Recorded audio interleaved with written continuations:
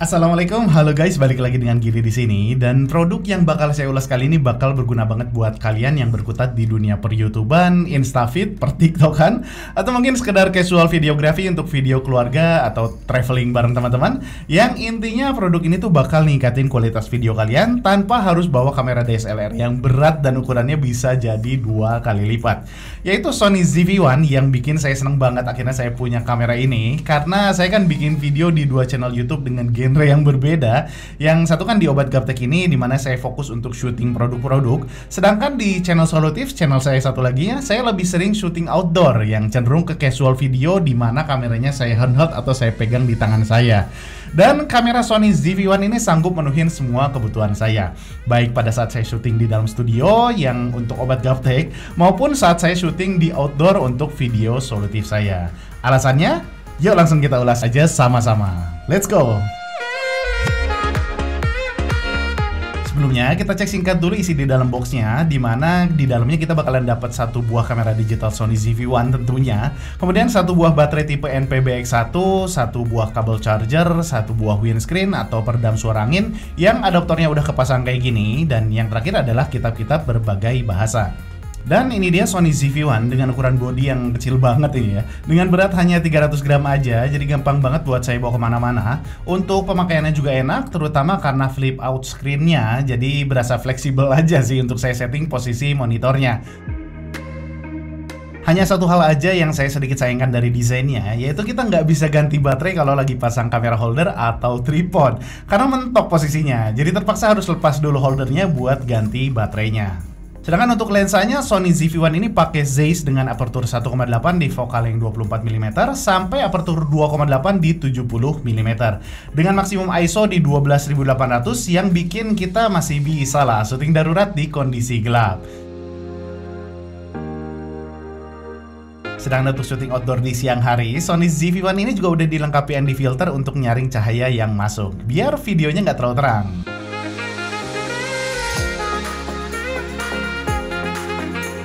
Ngebahas mengenai color science-nya, menurut saya ZV-1 ini udah bisa ngeproduksi skin tone yang natural. Dan sebagai tambahan, ada fitur gimmick yang mungkin buat sebagian teman-teman menarik, yaitu fitur smooth skin. Walaupun kalau menurut saya, hasilnya masih akan terlihat natural kalau kita set di low aja sih ya. Sedangkan kalau kita set di mid dan high, justru malah kelihatan aneh nggak sih?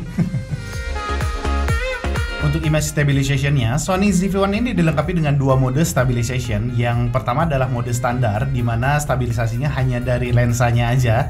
Dan yang kedua adalah mode aktif, yaitu gabungan antara stabilisasi lensa dan digital. Yang goncangannya memang lebih rendah ketimbang mode standar, tapi kompensasinya focal length-nya jadi berkurang karena di crop kan gambarnya. Berikutnya, kita bahas fitur yang paling saya cinta banget dari semua fitur yang ada di kamera Sony ZV-1 ini, yaitu autofokusnya dengan Face Priority Auto Exposure yang pengambilan fokusnya tuh cepet banget, yang bikin enak banget kalau dipakai syuting objek yang bergerak. Belum lagi ditambah fitur Product Showcase-nya yang cepet banget ngefokus ke produk kita, yang ngebantu banget kalau saya lagi syuting produk review. Jadi buat teman-teman yang sering nunjukin produk ke kamera, gak perlu lagi tuh halang-halangin pakai tangan gitu kan, kayak gini. Biar bisa fokus ke produknya. Tapi bukan hanya ini aja, ada juga fitur defocus atau bokeh yang bikin background jadi blur cukup dengan tekan satu tombol aja. Jadi udah kayak fitur di HP-HP kekinian lah ya, yang kecepatan dan hasil prosesnya juga keren. Last but not least, untuk kualitas perekaman internal mikrofonnya yang disupport 3 directional mic, menurut saya kualitasnya mumpuni banget sih ini. ZV-1 ini sanggup ngasilin suara yang bagus dengan karakteristik suara yang crispy, dan kita juga dikasih windscreen kayak gini untuk ngeblok suara angin kalau kita syuting lagi di outdoor ya. Hi Karina fan, I'm back again. Did you already subscribe the other video? Great job, I have 2 cars and this one is my most favorite. So this is a red car. Do you like it? Yeah. Why do you like it? Because I'm so lucky. Bye! And don't forget to subscribe my video, and this is Karina Diary!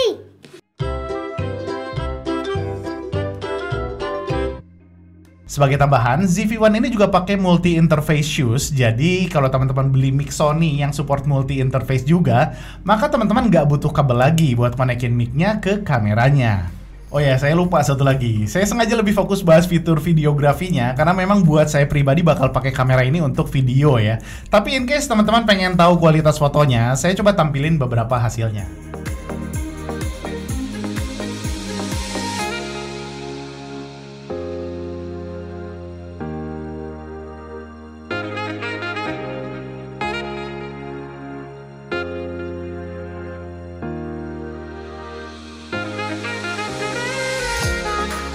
Untuk harganya sendiri, Sony ZV-1 ini dijual di harga 10 jutaan dengan banyak fitur yang dikasih dari ZV-1 ini.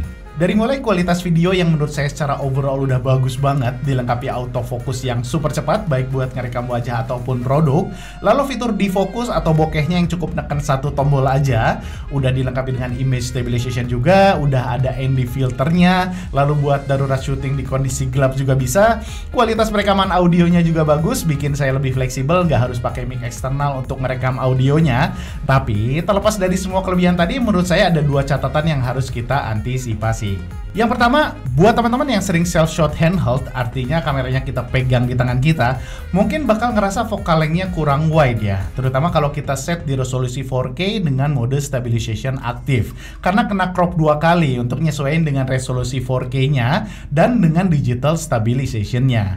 Tapi tenang, untuk ngatisinnya gampang banget kok, kita tinggal pakai kamera holder aja, jadi kita bisa tetap nangkep gambar yang lebih luas.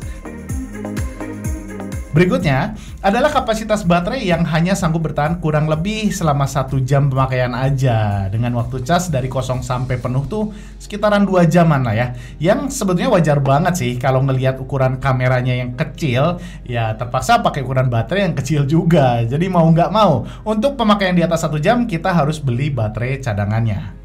Udah sih, itu aja catatannya. Tapi sebelum closing, saya mau kasih tahu dulu ke teman-teman semua untuk follow Instagram dan Facebooknya Sony di @sonyalpha_id dan subscribe channel YouTube-nya Sony Indonesia karena bakal ada casual video kontes dari Sony. Yang hadiahnya adalah kamera ZV-1 ini plus gripnya. Kalau nggak salah gripnya aja harganya 1,5 juta. Lumayan banget kan? Caranya gampang banget. Kalian tinggal bikin casual video. Contohnya bisa teman-teman lihat di YouTube Sony Indonesia. Yang linknya nanti bakal saya kasih di kolom deskripsi di bawah. Pakai kamera bebas apa aja, mau pakai HP silahkan, mau pakai DSLR boleh, atau yang lainnya juga monggo. Mereknya juga bebas, nggak harus pakai merek Sony. Jadi fleksibel banget. Untuk informasi lengkapnya silahkan teman-teman cek aja di sosmednya @sonyalpha_id. Oke? Oke guys, jadi itu aja ulasan tentang Sony ZV-1 ini. Semoga bisa jadi panduan buat teman-teman yang masih bingung harus beli kamera yang mana untuk menyesuaikan dengan kebutuhan kalian semua. Mohon maaf banget kalau ada kekurangan, semoga videonya bermanfaat. Sehat selalu, Giris out. Assalamualaikum warahmatullahi wabarakatuh.